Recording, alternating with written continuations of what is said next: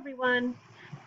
So this is our third video for week one, what is stress? And we have talked just a little bit about what good stress is and stress in general, what happens a little bit to the body, which is something we get way into later in the course, and the stress response in particular, Walter Cannon and fight or flight. I have uploaded into the modules more information about Walter Cannon himself, as well as other people that we talk about. So it takes some time to kind of get to know them a little bit and what they've done. This is kind of an overview. So, all right, let me put myself here in the corner. We're going to start this video talking about another way to look at how our bodies and how we respond to stress. So it's Hans Selye and the general adaptation syndrome, which comes in three stages. So we're going to talk about each of those. Now, Hans Selye was an endocrinologist from Vienna, early 1900s, and he's often called like the father of stress research, and did work off of Cannon's information too. He helped facilitate an understanding of stress, coined the term stress as we think about it in 1936. Stress was always more about, like in physics, when you put stress on something and force on something, that's how stress was typically considered. So it's kind of interesting. We've always thought about, oh, I'm so stressed out, but the truth is it hasn't always been talked about that way. So this is the guy who did that. So when he worked at McGill University in Montreal, he he found that he was really interested in how, well, he started to notice that rats displayed, like, no matter what the stressor, and it could be just a physiological stressor of too cold, too hot, too loud, to whatever, just overstimulated in some way, that they had a similar set of physical responses. It was kind of always believed that there were specific responses to specific illnesses or, things like that. So I'm sorry about the alarm in the background. I don't want to stress you out if you can hear that. Um, but he called this the non-specific response, that there was this just continued, as I said, physiological response to any kind of stress put on the system of the rats. So GAS, general adaptation syndrome theory, explains the body's way of adapting to a perceived threat to better equip it to survive. And it's a three-step process. So let's talk about those. GAS, stage one, alarm, kind of like that first thing with fight or flight. It is Cannon's fight or flight response. The body system's activated by stimulus. Stage two is resistance to it. The body then uses resources to reach homeostasis.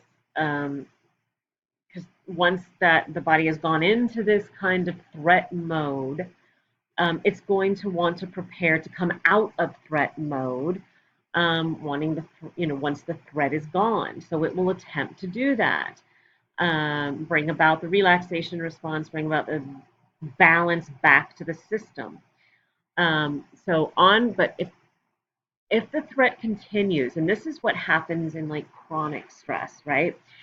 If threat continues, or if we as individuals continue to experience stress and our body continues to react and respond to it, we will deplete our resources. The body has resources that it has set aside, that it doesn't necessarily use like day to day, but it's set aside for stress times when it needs more. We have organ reserves and cognitive reserves that the body kind of keeps for more difficult times. But when the body stays activated, it starts to draw on those. It's like drawing from your savings account when the checking account is gone. And so it draws on our savings account, and the systems work overtime. And allostatic load is, homeostasis puts us into balance in those singular moments, when we're hot and we sweat to cool down, when we're cold and we shiver to warm up. Homeostasis is always trying to keep the body in some kind of balance. Allostatic load, over time, if these things continue, the body will sort of change systems. One way I've thought about this before is like if you go on a diet, quite honestly, and so you deplete the body of calories, like you go into calorie reduction, the body is going to see that as a threat. It's not going to understand what's just happened. So it's going to slow down its metabolism in order to save its energy so that, because it thinks it's starving. And that is why, but over time, that can change the way the whole system works and is designed almost. And so that's why when people kind of go off a diet, the body is still has a real slowed down metabolism. Um, and that's why we gain weight faster when that kind of happens. That's kind of like that's when people can sort of get, but the allostatic load, so the body will, it will manage itself in a way to if it's under stress and it's constantly having to survive, it will change the way its systems work in order to do that. And over time, it will deplete its systems. So stage 3 is that exhaustion. One or more of those systems just cannot meet the demands anymore. Now the savings account is gone and it can't meet the demands. And that's when things begin to break down and we begin to see illness. So that's how Selye explained this. So we have the alarm, we have the body attempting to resist it, and this is all over time. This isn't in immediate time. Allostatic load, resistance, all of these things take time and can happen in states of chronic stress when it's ongoing, ongoing, ongoing. And people have to continually respond to something physiologically, cognitively, emotionally. They can exhaust the system so that there's just nothing left in the account. And that is when illness will begin to take place. Tend and befriend is another way that we might manage stress. And you can read about this more. It's more seen, the research shows it more in women, um, that there is this rather than necessarily trying to fight or even fly, though I think as a woman, I feel like we do under stress have a go-to system, and I'll talk more about that I think in week 3, but we have a go-to system of fighting or flying, either trying to avoid or trying to confront when things get stressful. Now, what this shows though is that women will also tend and befriend. We will try to take care of and reach out to others in order to talk about and find relief in um, community. Um, so if we think about this, and I'm kind of going off on other things that in my other classes I talk about, evolutionarily, if you look at the way that men and women evolved over time, females and males evolved over time, say, look at hunting and gathering. This is just some things that some theories will discuss. So men mostly did the hunting, and this wasn't, this was just sort of the way it was, right? Because women were having babies, and nature and science and things weren't understood as well, and it didn't seem safe for women who were going to have a baby, were having babies to they trying to survive to be out hunting the animals. That doesn't mean, I mean, there are signs that women did hunt and so forth. Anyway, think about this kind of in a general term. If men are out doing that, the way that they kind of evolved to bond was inactivity side by side and more quiet because you're not really going to be chatting it up while you're watching the woolly mammoth or whatever you're doing.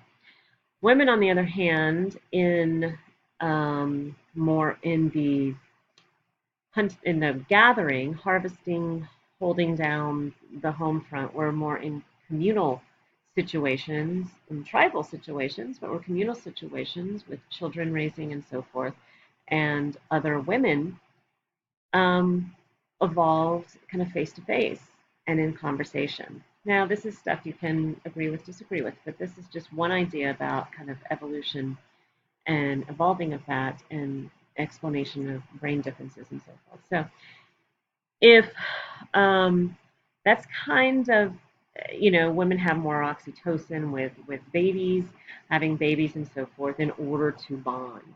And so that tend to befriend may be more natural to the female system, the female hormonal system, to seek out others to bond with when stressed out, which honestly can lead sometimes to rumination, like and kind of living in the moment over and over, which isn't always good, and in some ways can be good though to be able to share things that are difficult and challenging. Um, okay, so the social readjustment rating scale, people have continued to try to look at how does stress impact us and how does it set us up for um, illness or disease and so forth. So Thomas Holmes and Richard Ross in 1967, University of Washington, sought to find out what impact stress had on health, and they came up with this social readjustment rating scale. And they looked at the medical records. I know you guys can read, but I'm going to share it with you. Looked at the medical records of over 5,000 patients, surveyed patients, and they had a list, like 43 life events. And what they were trying to do were match, are there certain things that we go through in life that are very stressful, or can be very stressful, that then kind of set us up if we have too many of them, especially too many of them at the same time or in a row or over a short amount of time, set us up to for a lack of wellness. Now, it doesn't talk about this, but if you think about that in terms of what we just general adaptation syndrome, it could be that having too many of these over time sets us up for that resistant exhaustion stages. So they had these life events that they looked at, how many they had experienced in the last 2 years. The events were called life change units, and each one given a different weight in terms of how much it would impact us. The more events they had with the higher weight, especially, they got added up more, and so you got a higher score. I hope that makes sense. You will see it. The higher the score, the larger the weight of each event, and more likely the patient was to become ill. Now, validating research found a correlation of 0.188, which is not huge by any means. Um, so it's interesting though. It's definitely interesting, and it's been around a long time. So see the links for the SRRS for adults, and there is a version for students, which may or may not really pertain to your place in life.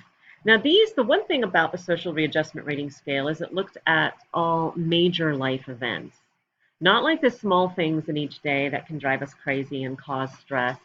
You might hear my dog bark in just a minute, and I apologize. um, and they're very objective in nature. They've decided which events are given what weight. So it's a very objective look at how stress might impact our health. And that has had certainly different, people have looked at that in different ways, but that is one way. So I am going to look at subjective appraisal. We're going to start with that in the next video. Plus, it's a good place to start because I think my dog is about to bark. There we go. All right. I'll see you in the next one. Bye.